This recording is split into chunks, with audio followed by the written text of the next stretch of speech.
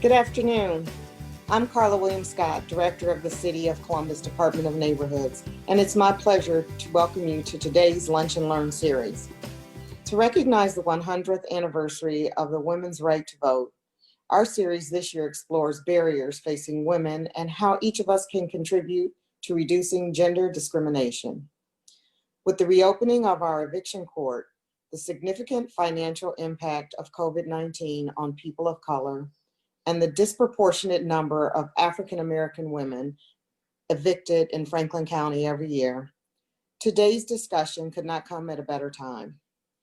I appreciate the Columbus Women's Commission and the Women's Fund of Central Ohio, along with Councilmember Shayla Favor, Chair of our Housing Committee, for joining us to convene these important conversations. From the perspective of the Department of Neighborhoods, today's conversation is directly aligned with the work we do to support Mayor Ginther's equity agenda. If you believe you have been the subject of discrimination, please contact the Department of Neighborhoods Columbus Community Relations Commission at 645-1993. That's 614-645-1993. Now it is my pleasure to introduce Sarah Pariser up from the Women's Front. Thank you so much, Director Williams Scott. I'm Sarah Pariser, Director of Grants and Programs for the Women's Fund of Central Ohio. And the Women's Fund is focused on economic empowerment and leadership for women and girls in Central Ohio.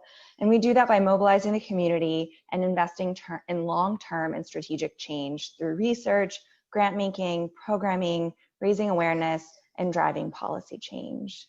We are so proud to partner with for this series and the year-long focus on the critical issues that are facing women in our community. We know that with our eyes to the future and applying an intersectional lens, this is how we can make change happen as a community. And what matters so much about this series is that combination of data and connection, conversation and action. And we hope that you leave inspired today. And we know that this topic today is so critical, the last in the series. From our groundbreaking research on the gender and racial wealth gap in our community, we know that before COVID-19, there was already a wealth gap that was disproportionately impacting women of color in our community. While the wage gap is quite large, we know with a wealth gap that single Black women own 2 cents to the dollar, single Latino women own 8 cents to the dollar, and single women overall own only 40 cents to the dollar. And in that wealth gap, home ownership and housing is one of the biggest barriers and also opportunities to be able to accumulate wealth. And you'll learn more about the racist policies and practices that have kept so many people from being able to own homes historically, but also how it's still an issue today. From our wealth gap research, we know that women are more likely to pay back loans in a timely manner than men, and yet they historically have been targeted for subprime loans, especially women of color. And because of that, with the last great economic recession, Black women were 2.5 times more likely than white men to receive a subprime mortgage, and Latinas were 1.5 times more likely to do the same. And because of that, after the recession, the wealth of white women dropped by 28%, but the net wealth of Black women dropped 74%. And housing is key to wealth, it's key to equity. And I'm so proud to be a partner for this series and for you all to hear from these incredible thought leaders in our community about what is happening, where there are solutions, and what you can do about it. And with that, I'm pleased and excited and honored to introduce a colleague, a trusted partner, and a friend of mine, Sandipti Jindal with the Columbus Women's Commission. Thanks, Sarah, for that introduction. I'm the Gender Equity Advisor with the Columbus Women's Commission in Mayor Ginther's office. And what an important conversation we're having today. As we discuss the barriers of accessibility and affordability of housing, we know this issue disproportionately affects women, and especially women of color. Looking at this issue critically through both a gender and a racial lens really helps us to understand the root causes of disparities as we work together to change this story. So I'm so excited for our group of panelists because I think they just have a really great grasp at this concept and can help really talk about the intersectionality of this issue. We also have two commissioners that are participating on this conversation today, Councilmember Shayla Faber and Jillian Ollinger. So thank you both for bringing your voices to this conversation. The Columbus Women's Commission was created in 2017 and first announced at the mayor's inaugural address, created from the leadership and passion of the mayor and First Lady Shannon Ginther. This was created as a result of knowing that we have gender and racial inequities in our community, and to really learn from our residents to create policy change and dismantle barriers for women and women of color. Housing and evictions is just one of our areas of focus. Today's topic is, again, it's so timely and relevant and critical for our community. We are seeing the impact COVID-19 has had on women around the nation as racial and gender disparities are becoming more evident, and systemic racism and sexism in our nation have become exposed. We are called to action, each of us. The Columbus Women's Commission's work in housing has been focused on evictions. Throughout these past couple of years, we've worked with the Franklin County Municipal Court Administration to create a more equitable process for tenants facing eviction.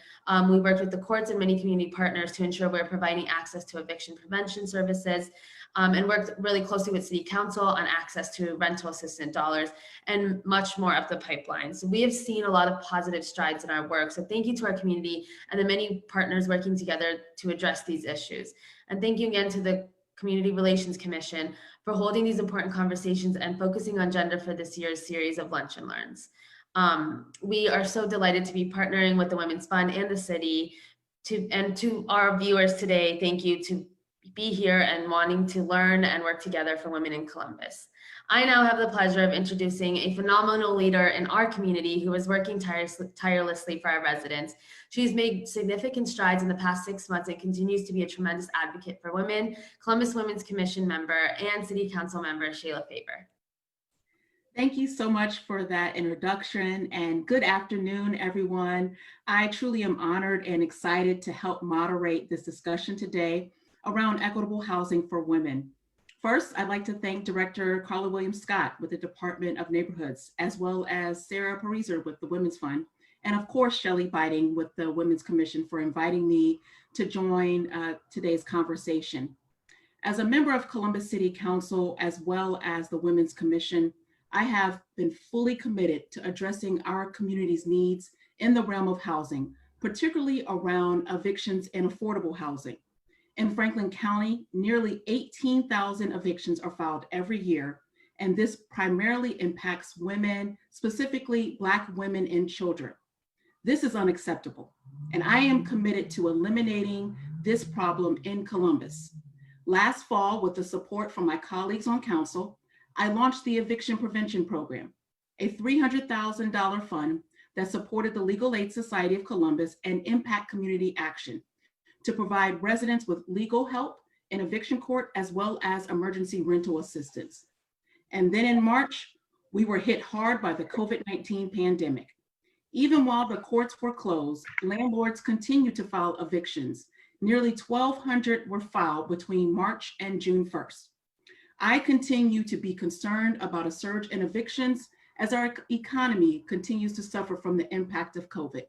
And many residents are still relying on unemployment during this challenging time. To help fight the initial surge in evictions as our economy opens back up, City Council passed legislation to allocate $3 million in CARES Act funding to fight pending and future eviction cases.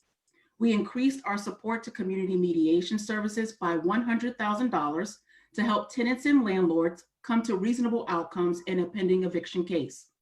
We also provided the Legal Aid Society of Columbus, with an additional $250,000 to staff eviction court with 5 additional attorneys who can help represent residents in eviction hearing.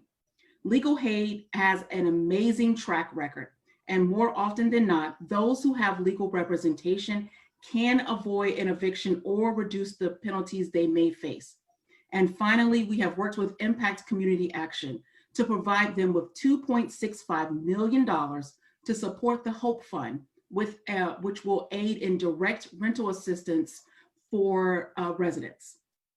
In these first few weeks of the court reopening, we have learned that many resident rent balances were much higher than expected. We anticipated the numbers in the $3,000 range, but they are in fact in the $5,000 to $7,000 range. That means COVID has only exacerbated major problems that we must continue to fight in our community. I now want to bring in our panelists to share a bit more of their expertise, and then we can follow up with some conversation about solutions and next steps. Today, we have Ronell Tomlinson, Director of Housing Enforcement and Mediation at the Ohio Civil Rights Commission. Ronell? Good afternoon, and thank you so very much for welcoming me to be a part of this panel with this very topic, which is so very timely. As you've indicated, I am the Director of Housing Enforcement and Mediation for the Ohio Civil Rights Commission. I've been in this capacity now for the last 20 years. And let me back up for a moment and just let everyone understand that those of you who have known the Civil Rights Commission, our Executive Director, G. Michael Payton, he retired last year in December. And as of March 16th of this year, we have a new Executive Director, Ms. Angela Phelps-White, and she started with the agency on March 16th, which was slightly 1 week before we were all being sent home because of COVID-19. And so we're still making sure that things at the commission are still going forth and happening. And that's one of the things I wanted to point out, because I know people have known the agency for so many years with G. Michael Payton being the executive director. And they're probably wondering, okay, who is the new director for the commission?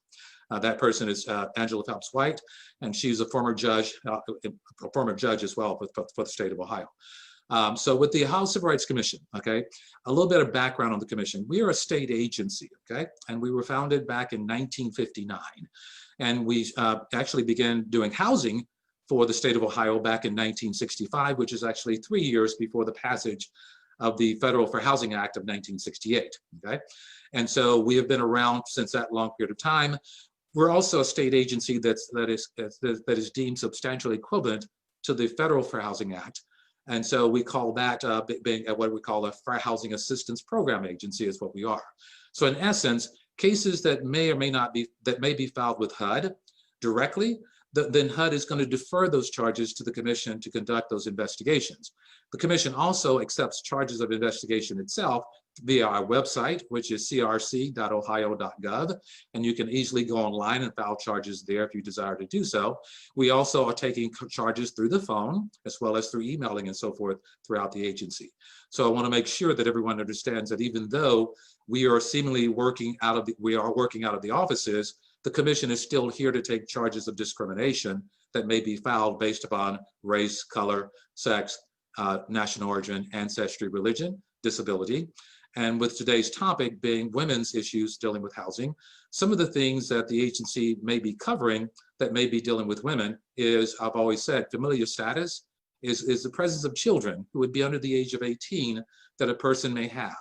And when I was getting prepared for this, I began to realize that so many of those charges that we would have that are dealing with discrimination that may be familial status, oftentimes, probably more than 90% of the time, it's a woman who's filing those charges, okay? And so in those particular cases, we're oftentimes looking at, for whatever reason, with renting a property, someone is feeling like that, well, I may be able to make some decision for the parents that are living in the home, and oftentimes the single mom, in terms of the kids and the numbers of bedrooms and all these other things. There may be rules and policies that are passed through the apartment complex that might necessarily impact children. For instance, you might have someone saying that children should be supervised regardless of the age and all the way up to the age of 18 by a parent or an adult. And I just recall my mother as a child growing up that she often said to us, which was, you need to go outside and play.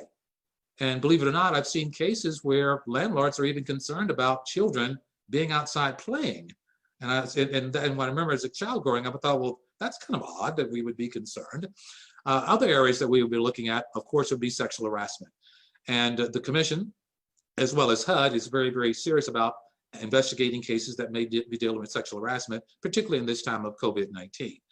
The DOJ and HUD both have initiatives dealing with sexual harassment, and these were brought about a couple of years before COVID-19 came into play.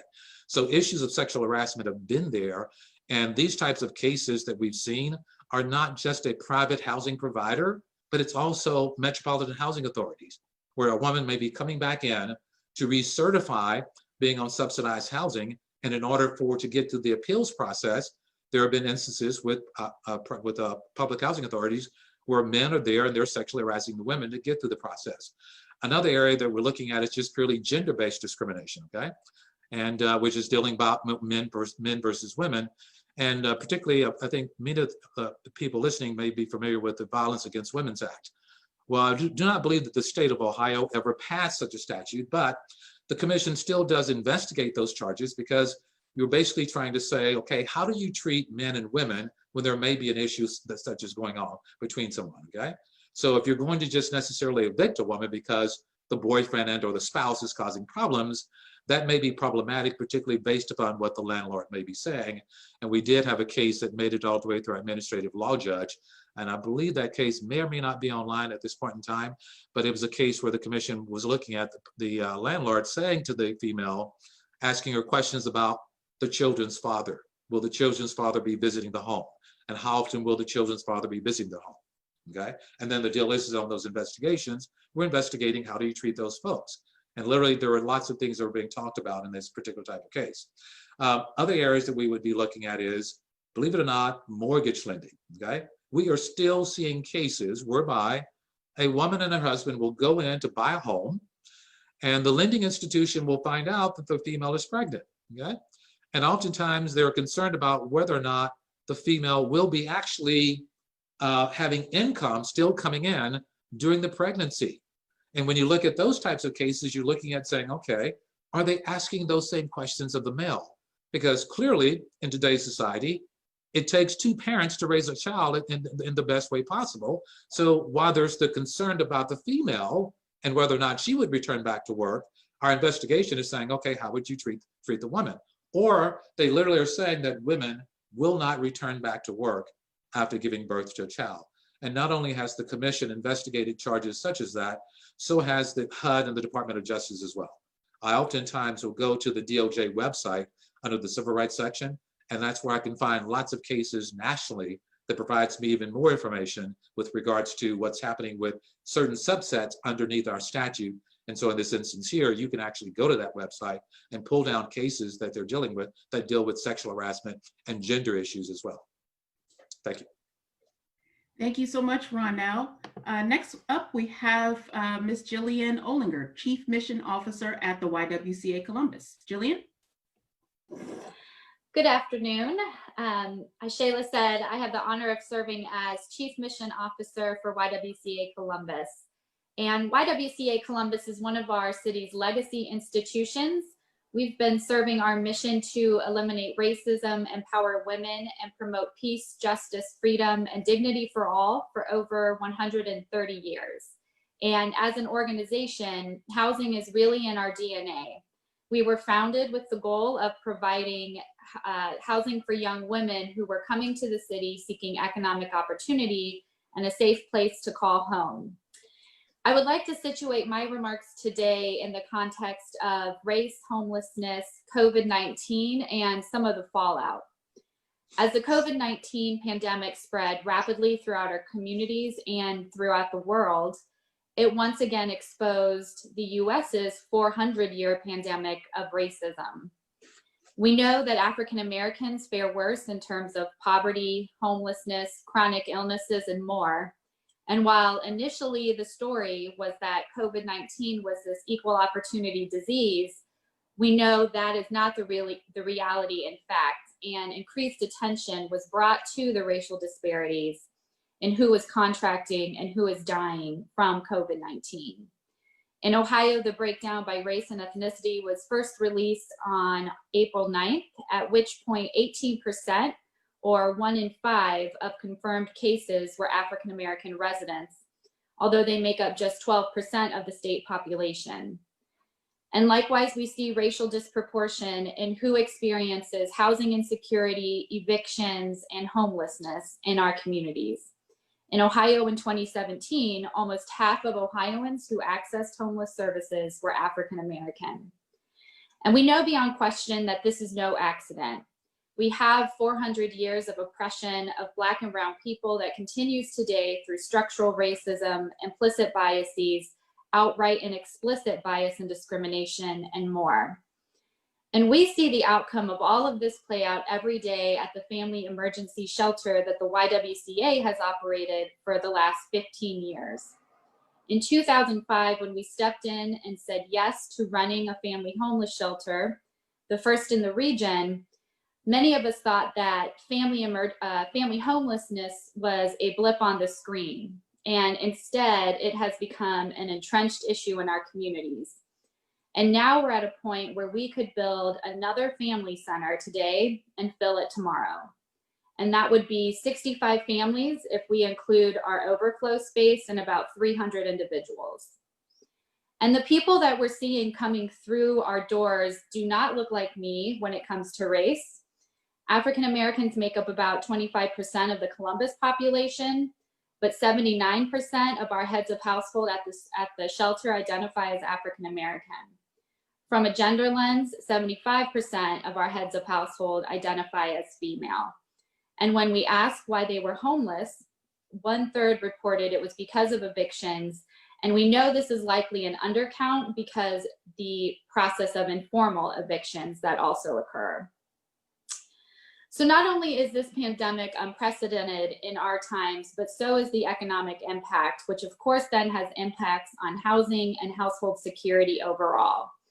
Unemployment exceeds the number seen in the Great Recession of 2007, and this impact hits the lower wage industries in which women and people of color are overrepresented.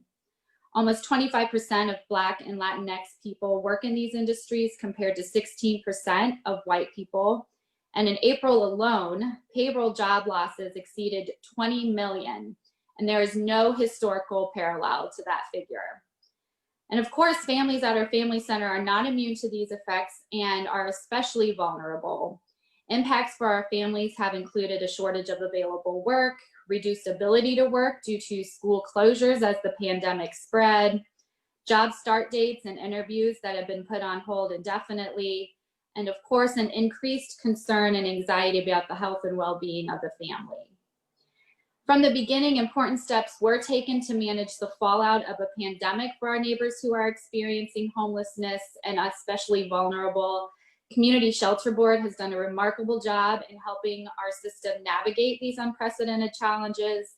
I'd also like to give a special shout out to YMCA for the work that they have done in helping stand up the quarantine shelters, as well as Shelley Biding for her leadership and representing the city in these efforts. We could not have had the rapid response that we did without the commitment of these partners.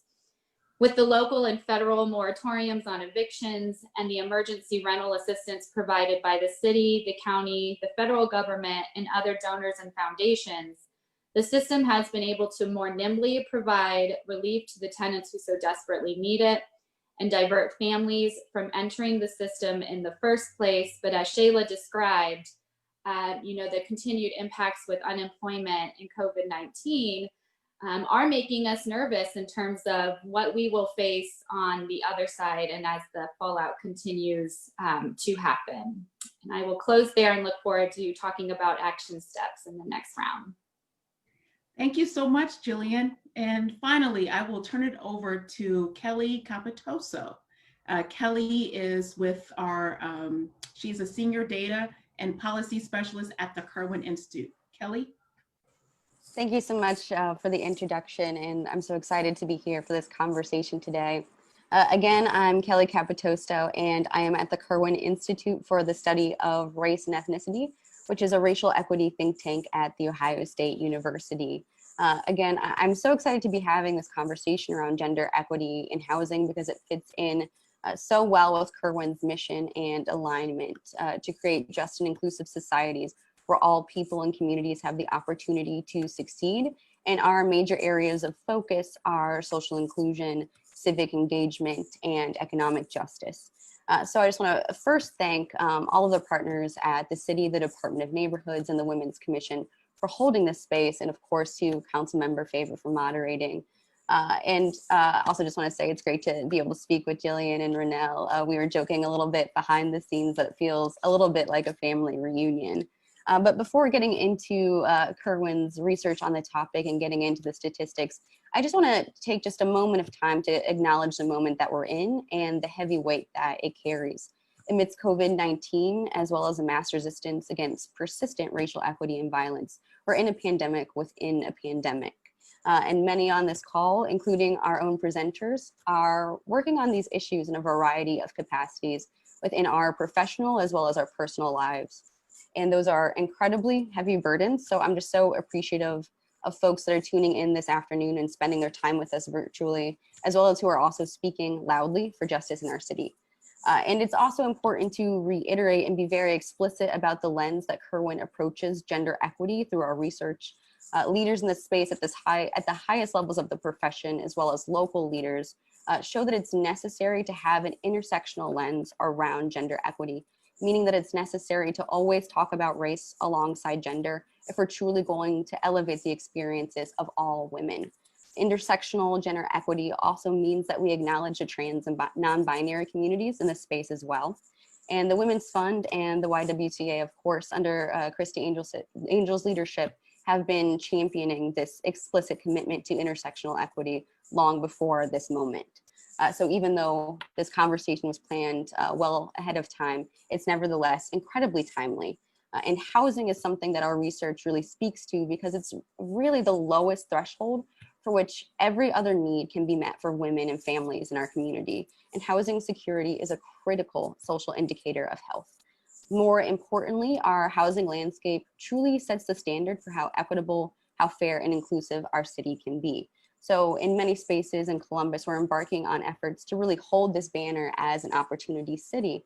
But we know for a fact that this opportunity is not realized equally for all children and families, women and families in this community. So when the idea of opportunity has been associated with our continuously growing population over the last decade, we also know that gaps for reaching the fundamental need of housing security have also continued to grow alongside it. In fact, homelessness has grown for all Franklin County residents over the last decade. 2019 saw the highest number of those reported homeless at 1,907. And we know that even across all of these years, that number is drastically underreported. And we also have data, like the other presenter said, to demonstrate that women, particularly Black and Latinx women, are carrying the heaviest burdens. When we talk about housing insecurity, it's so important to talk about those economic conditions and contextualize this, because financial stability is really the hallmark of housing security. And as women face vulnerability in the workforce, they also shoulder more caregiving responsibilities, leading to more added pressures. Women make up 73% of the single parent households in Columbus, and Black and Latinx families are more likely to be headed by a single mother, and women of color represent the highest proportion of those who are housing for single parent households, as well as participating in the formal workforce. And at times like this, when our deeply rooted history of inequity is fully on display, women are finding it even more difficult to maintain stable employment, even those that have traditionally been shielded by the privilege of race or economic level. This is a difficult time for all women and families in our community and beyond. Of course, income and earnings are not sufficient to capture the inequities that women experience within the housing market. For example, credit scores, which are vital metrics for home financing, yield very different opportunities across our city. When you look at the zip code level, actually, average credit scores vary across the city by more than 100 points. Non-white majority areas have an average credit score of 561 versus an average score of 668 in predominantly white neighborhoods. This racial credit score gap is larger, much larger than national average. Looking at the home ownership rates themselves, we know that home ownership across the board has declined for every racial group, except Hispanic families, who are already at the lowest tier of home ownership rates. And when looking at the Black and white home ownership gap, white families are nearly 20% more likely to own a home in Columbus, and this gap has widened since 2010. Evictions are, of course, another critical linkage, but I won't go too into depth with that since it's been covered by the other presenters. But it's just important to address these policies if we're going to strengthen women and families' ability to withstand financial shocks. And of course, this was a need that was already very alive and well even before the pandemic. So I share these data to put some hard figures to this case, but it's also a case that many leaders and those in this space have been working towards for a long time. So I don't want to find myself preaching to the choir too much, but it's always important to reiterate that we didn't get here by accident. Historic policies like redlining, the inequitable distribution of wealth, and the lack of affordable educational opportunities have been mounting against women and people of color for generations. And these are issues that Kirwan has focused on since our founding. So again, I'm really excited for this conversation and to hear the dialogue and the discussion for how we can make the bold proclamations to move forward collectively for racial and gender justice. And I'm looking forward to talking about what our next solutions can be. Because when we're talking about transforming our system, we're already having conversations locally and nationally about where our tax dollars can be best spent to support communities. And that means supporting women and families. So we must continue to advocate for policies around paid leave, around evictions reform and childcare, all of which could change the housing insecurity landscape very drastically. I'm very thankful for the leaders here on this call that have already made that a mission of their body of work. Thank you for your time and for having me here today. Thank you, Kelly. And thank you to each of our panelists for sharing your expertise. I want to go ahead and jump right in. We have so much data, all of these anecdotes, and we know what our residents are experiencing. How do we help women in Columbus experiencing housing instability? Kelly, I want to start with you. Yeah, I think that that's a really important question because, you know, a lot of times, especially around the gender equity and racial equity space, we find ourselves working for incremental change. And it's those policies that I spoke to towards the end of my conversation that could have a huge impact even today, especially in the wake of COVID-19, highlighting the needs around childcare and paid family leave in particular. We know that our traditional models for how we think through childcare and how we think through caregiving responsibility and balancing that with our professional experience and our day-to-day tasks, that's been thrown completely out the window. And we're devising and developing new models. So I think investing in those two areas are incredibly critical linkages, especially as we're now transitioning into figuring out our new normals around professional spaces and making sure that we're increasing access so women are able to participate in the formal workforce. Thank you. Ronell, I'd love for you to weigh in on this subject as well. To piggyback on what Kelly was indicating, you know, when we started with COVID-19, and I don't think, obviously no one was prepared for the fact that we are all going to be working from home. And I remember hearing some of the discussions about, you know, depending on the type of profession you're in, it may be easier to be working from home than other professions would be. So many of us that are in professional jobs, we are able to still work from home. And then with respect to childcare and those other issues, you can basically be there with those kids at home. But when you look at when you look at African American women and Hispanic women and also women of lower income, it's a little bit more difficult with this thing of working from home because obviously the types of jobs that they may be in may not permit them to do and have the luxury that I have of being able to be at home and be working from home. And if I had kids, they could still be there and I could do homeschooling. So as Kelly was indicating, it would be one of those things that we really have to take a hard look at, which is childcare. Because if you're having to be working in jobs that are non-professional, it makes it even more complicated to be able to do what we're doing here today by doing this particular type of working from home and so forth, because of the inability to do such. You know, as we talked about in the beginning with COVID, it was about, you know, the frontline workers and those who were initially being considered those who were involved in healthcare stuff. You know, then all of a sudden we begin to realize that those essential workers also matriculated further down from that to individuals who may be working in the grocery stores, individuals may be working at restaurants and so forth, because a lot of single women may be working at a restaurant and pulling money in. And so therefore we have to be looking at the childcare element because that is going to have a huge impact. Now, clearly, women can avail themselves of, if they are looking at income and stuff, for housing by going through the housing authorities and so forth. But just going to that initial thought, that childcare thing is a huge issue because oftentimes women are the ones that are really there taking care of those kids. Thank you, Ronell. Jillian, do you think it's possible to end evictions in Columbus? To end, I think that will be a long-term conversation. The evictions, if you've read Matthew Desmond's book, really are a hallmark of a dysfunctional housing market. And that is, there's that historical legacy that Kelly spoke a bit about in her opening remarks that we have not yet fully reckoned with and resolved. So, I think to begin with, when we're thinking about eviction reform, we've been able to do, and I'm really proud of the work of the committee or of the community, of the work of the council and the work of the Columbus Women's Commission in this area.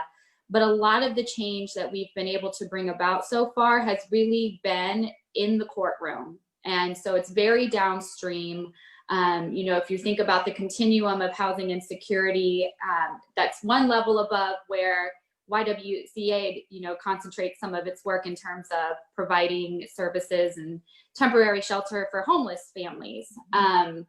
So we need to start moving our focus further upstream. We do have, a lot of partners focusing in those areas. The county released their poverty blueprint last year. And so a lot of the recommendations in there and the work coming out of that space will help with this.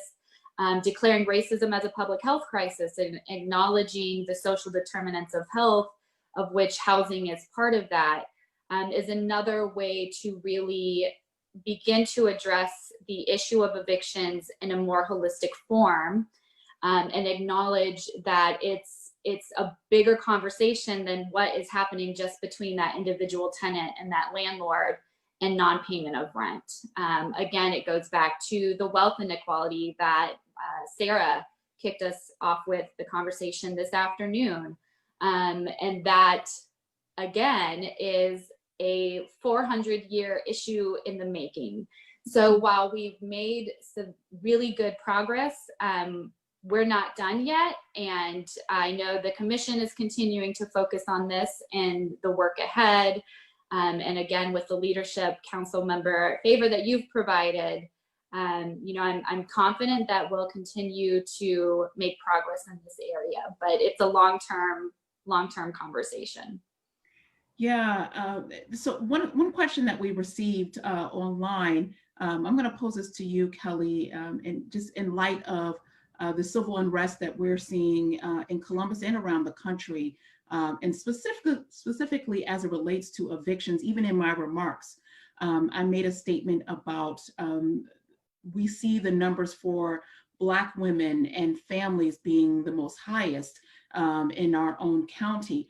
And so someone posed the question, why do we fail to see the issues in the Latino community as it relates to evictions in this conversation? To unmute again. Thank you so much for directing this question for me. Again, it's something that I care very personally about. And I think that one of the things that this time has shown us, and especially for seeing all of the people showing up and representing out in the streets right now, is specifically that we don't have to necessarily rely on past efforts to demonstrate what is possible in the future. And I think that right now we're having these critical questions about what our economy can do and how it can serve the people that are most impacted. And that's definitely relating to representation within the Latinx community. As Ronell alluded to earlier, we have to really think about who are the essential workers and those that are literally risking their lives and health, being on the front lines right now, having to support themselves and their families. And we know that across the nation, women make up 77% of those that are considered essential workers. And essential workers are oftentimes overlapping with those fields that are also the lowest paying. And those, of course, are also the service industry, the hospitality industry, as well as the healthcare industries, all of which are overrepresented specifically by Latino communities as well as Black communities. So when we're thinking about who really could benefit most from these supports and stability, I think that it's really important to center the experiences of Latina and Black women as we think through and devise those solutions, many of which focus on housing as well as the economic infrastructure and how we support what it means to have dignity in those types of jobs and what it means to support them and provide people with a living wage. Thank you so much for this, that response, Kelly. I'm going to just toss this one out here, and I feel like it's important to level set because we all have made broad declarations about the state of housing and evictions and how concerning it is for, especially in the world of COVID, right? Why is it that do we think it's bad for landlords to be paid when it's their only source of income? And the person who asked the question also provided a comment. I'm sure you all wish to be paid for services that you would provide. So I think it's good to just provide a little bit of context here on the position. I don't want to speak for any of us in saying that we don't believe that landlords should be paid, right? But we are in the midst of a pandemic. We are in the midst of a housing crisis. And so perhaps there's an opportunity for folks to come together and have some middle ground to ensure that everyone has safe and affordable housing. Anyone want to take a stab at that?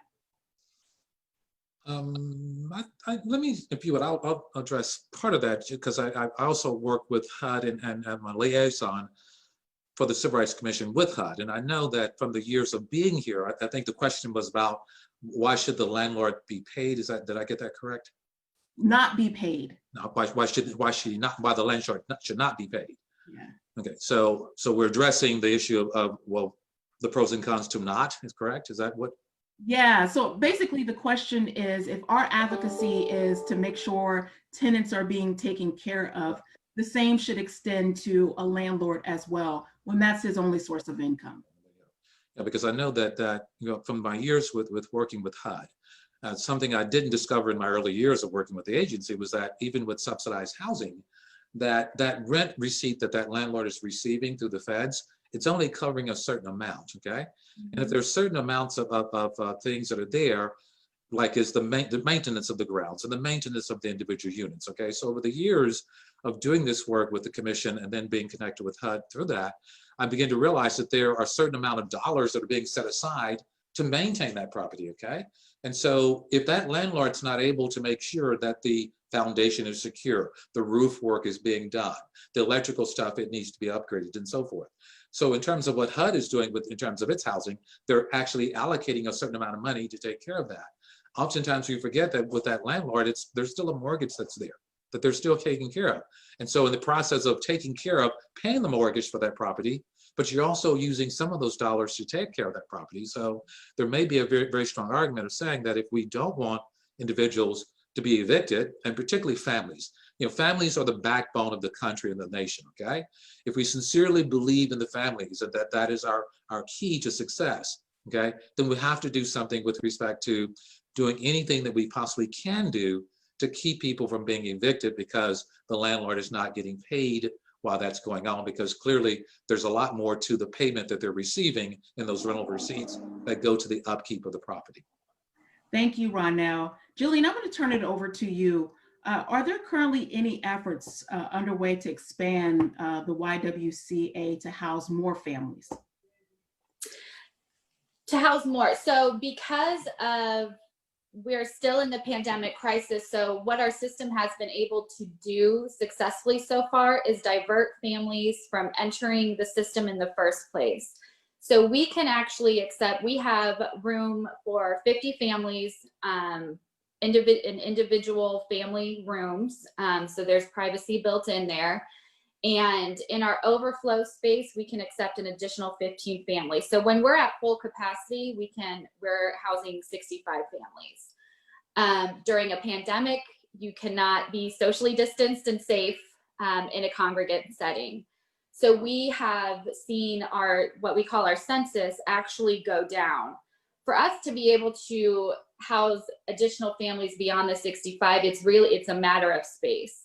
And so what the system is faced with at this point is, do we build additional shelters, or do we move our efforts upstream to prevent homelessness in the first place? And again, that gets back to the issue of evictions. That gets back to an issue of housing wages, not just livable wages, which puts the mark too low for the actual cost of maintaining a household, economic opportunity, jobs opportunity, childcare, transportation, healthcare, all of that has a part to play in ensuring household security. So while, you know, we often say in this field, right, like we put us out of business. We'd love to be able to turn the family center into something other than a family shelter. But until we can figure out some more of those upstream prevention, you know, we'll continue to provide that service. Thank you so much for that response. We received a question from Autumn, and she asked, do you believe having a refundable EITC in Ohio would help to support housing insecure women? Kelly, I see you shaking your head. You want to respond?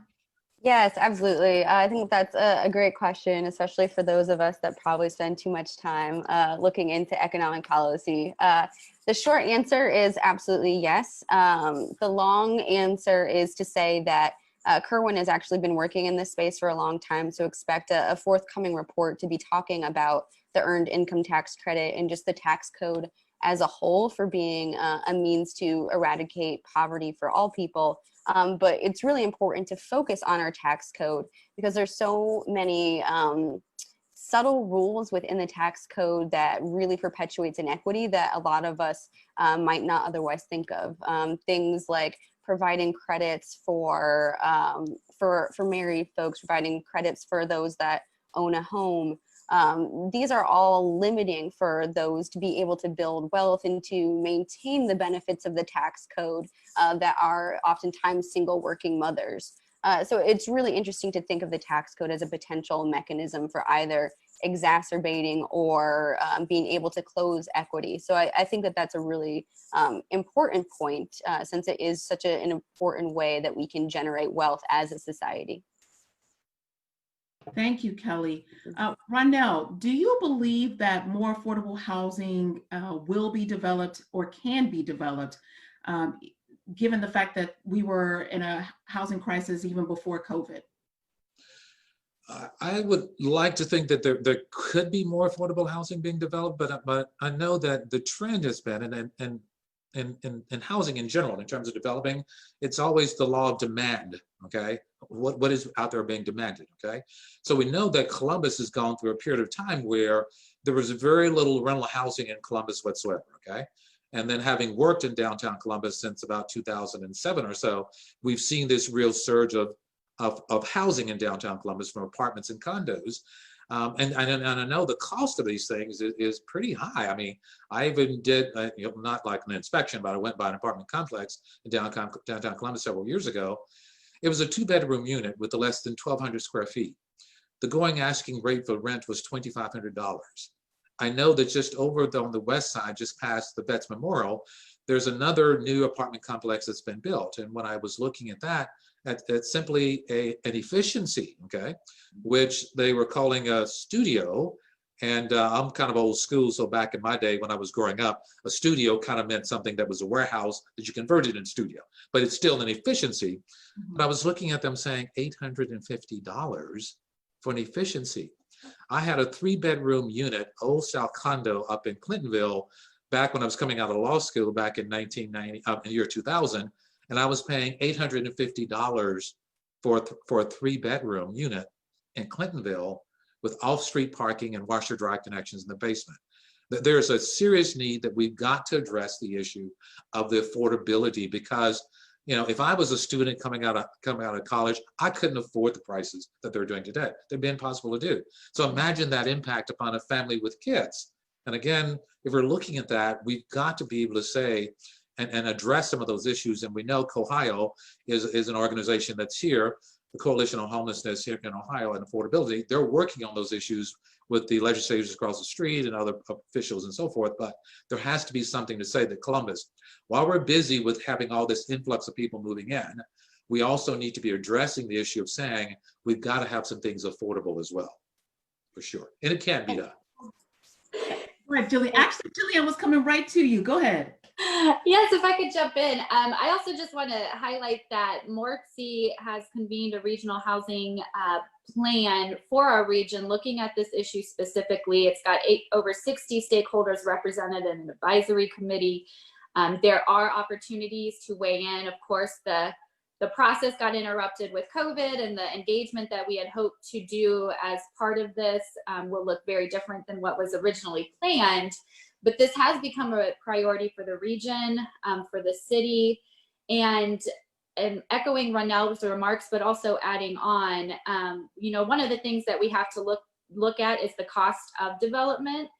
So there's reforms that we need to make in permitting processes, the development review process, and so forth. There's materials out there that look at this.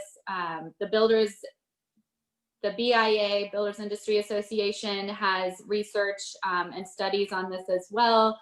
So that's a good resource if you're just looking for some quick numbers in that regard.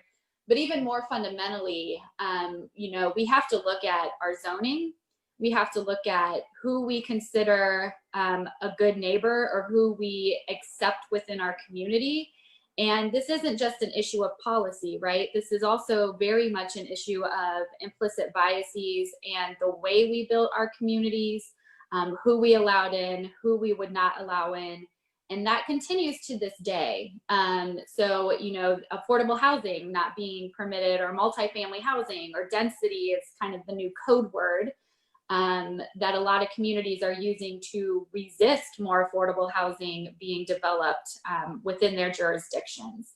So, there's also a lot of great resources out there. I encourage folks who haven't to watch the Segregated by Design video. It's narrated by Richard Rothstein and based off of his book, The Color of Law. And that gives a really quick but holistic view of the history and the policy behind why our communities look the way that they do today. It's not just an issue of affordability, right? It's also about accessibility. Yeah, very good point. And just to elevate, Color of Law is a very good book. If anyone that is watching truly wants to dig a little bit deeper after this conversation ends, to get a really good understanding of how our housing stock came to be in this country, I would urge you to pick that book up. So Kelly, what partners need to be at the table to help us advance this work?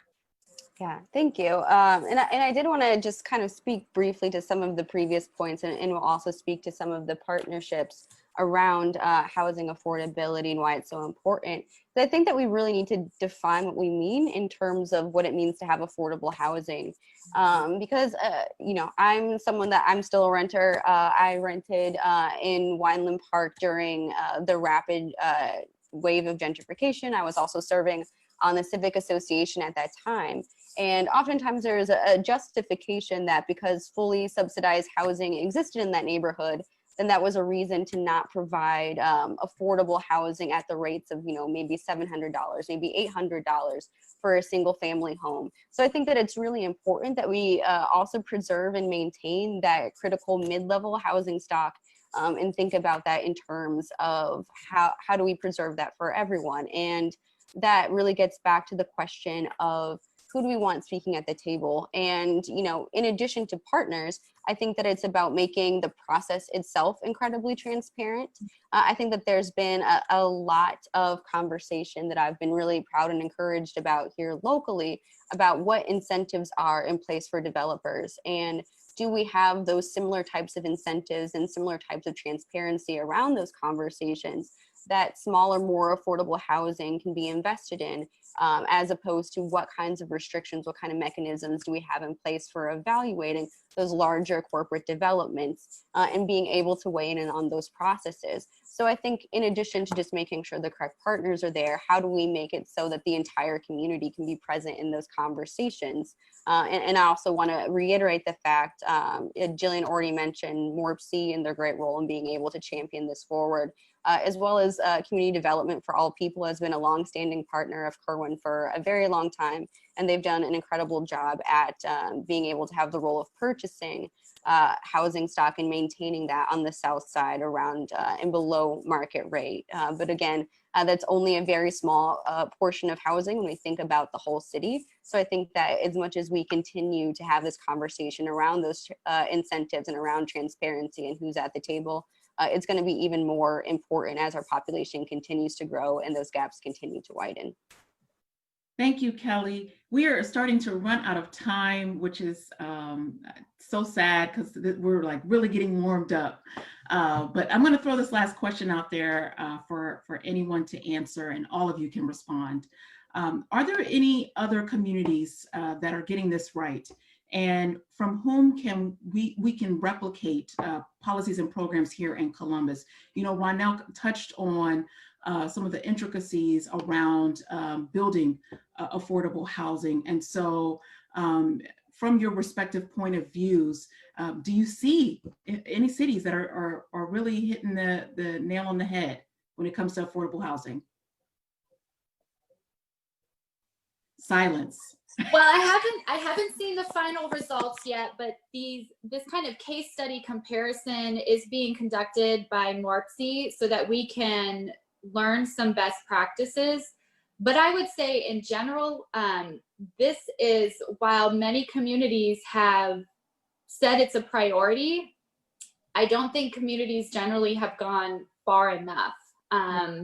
Because we still see really high dissimilarity indices, which measures the disproportion of the proportion of Black residents that would have to move to get proportionality in a geography.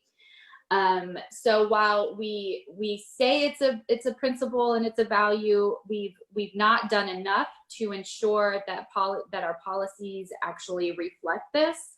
And so, you know, I'd love Columbus to be that first city that actually does move the needle. I mean, we were ranked recently as the second most economically segregated. That follows because of the segregation in housing.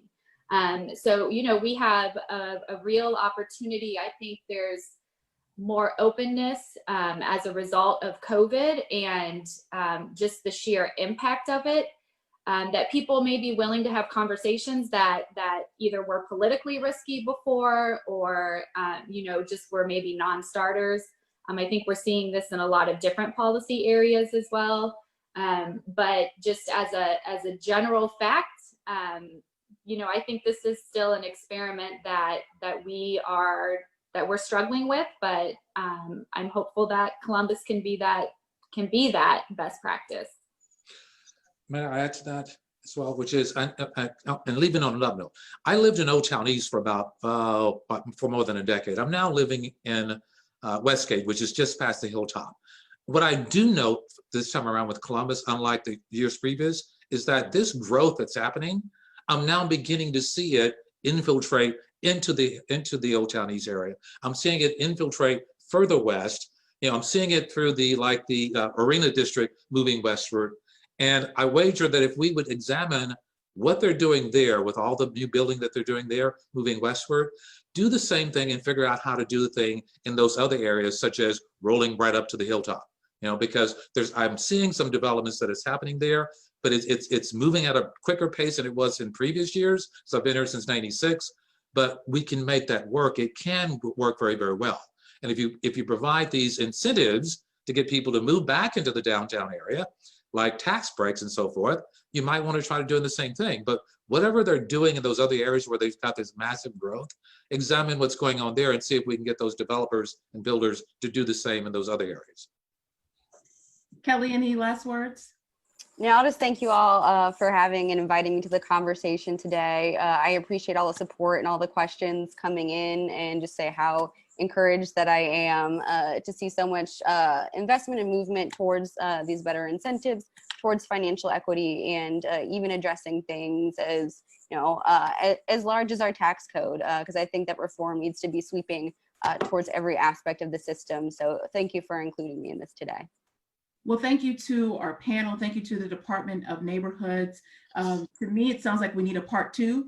So that's my plug to the director, because we really have some more. I know I could talk about this subject all day, And I think my panelists could do the same thing. So with that, I'm going to kick it over to Pedro. Are you still there? Yeah. Hi, everyone. This is Pedro Mejia from Department of Neighborhoods. Just want to say thank you for everyone, and keep an eye out for more on the Lunch and Learn series. Thanks, everyone. Thank you. Thank you. Thank you.